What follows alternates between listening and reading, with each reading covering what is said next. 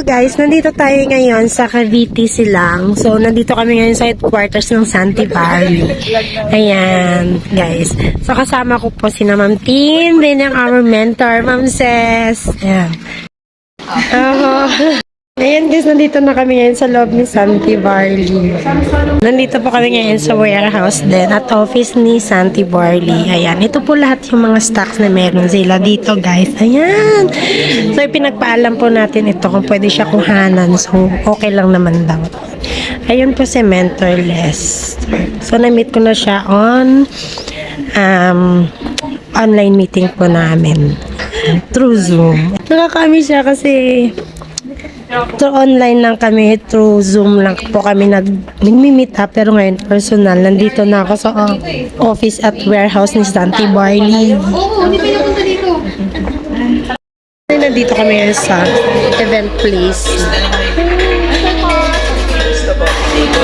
Ng iba't ibang farms, iba't ibang bansa. Pero si Santee, bumili ng farm! Di ba? Sobrang laki po yan. Binamanage ni Mr. Peter Ho. Ayan. Siyempre, sino nang nakapunta dito? Di ba? Alam niyo ba yan? Ito yan, di ba? Nakaka-proud ba yung ating office? Yes! Pag dinala mo dito yung mga business partners mo, di ba? Yung mga guests mo, talagang super class. Mapapawaw talaga sila. Dahil, iilan lang ang company na may sariling building. 4-story at ito po, itinayo no? Kailan? Pandemic. Ang daming company nagbabagsakan, di ba? Lumulubog. Pero si Santee, ba't na-try? Palakpakan na po yan. Di ba? Pumili yung bagay na gusto mo. May gusto kang sino dito mahilig mag-travel? Yung gala goals, di ba? Gusto mo mag-gala, pero itutulog mo na lang kasi wala kang pera. Di ba? Ganun eh. Gusto mo mag-Starbucks, pero walang pera pang Starbucks. Ganun po ako. Hanggang sa isang araw, meron po isang lalaki lumaging sa bahay namin habang naglalaro ako ng computer games. Ang sabi ng lalaki na yon, eto na. Iyayaman na tayo. Binubulungan niya ako habang ginagawa ko, binabali niya na rin ko. Sabi ko, naglalaro ka na ba? Sabi niya, Les, may nakita ko na kung pwede kumita tayo ng malaki. Kikita daw, ito yung example pagkakasabi niya ha. Kikita ng dalan, kikita ng peso, magkakakotse at travel ng iba't ibang bansa. Kung kayo yung nakarinig nun, maniniwala kayo o hindi? Hindi. Parehas tayo, syempre hindi, di ba? Ba't ka maniniwala?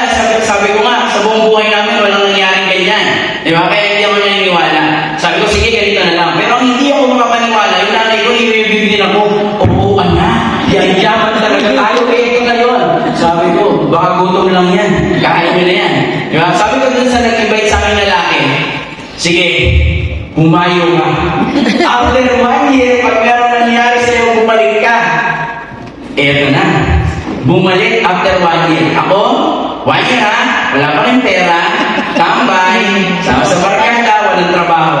Sarap buhay, di ba? Pero kahit masarap buhay natin, hindi naman tayo nagkakaroon ng pera. Ganyan talaga, di ba? Pagbalik ng lalaki na yun, sabi niya sa akin, yes, yun yung check ko. May pinakita ko siyang check, 150,000 plus. Sabi ko, ang laki niya na. Hindi ako maniniwala hanggang hindi mo yan wini-withdraw. Di ba ganyan na? Bawal na tayo tayo. Maniniwala ako pag wini-withdraw mo yan. Akala ko dati, malalaman nung masakit yung isang bagay pag nalaman mo yung totoo. Tama, di ba? Pero hindi pala yung masakit. Alam mo nangyari? Sinamahan ko po siya, na-withdraw yung pera.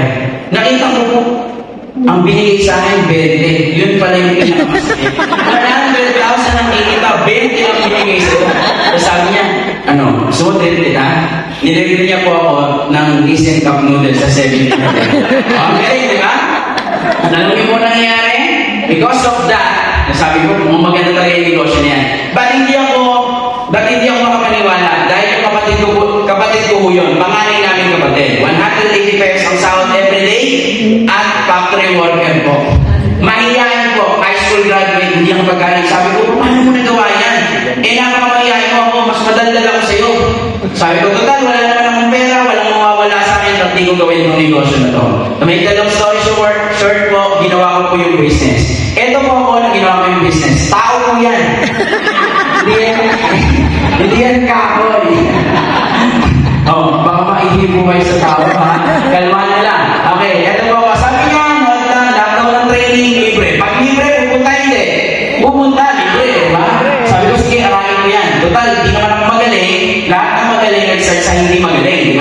So ginawa ko po yung business.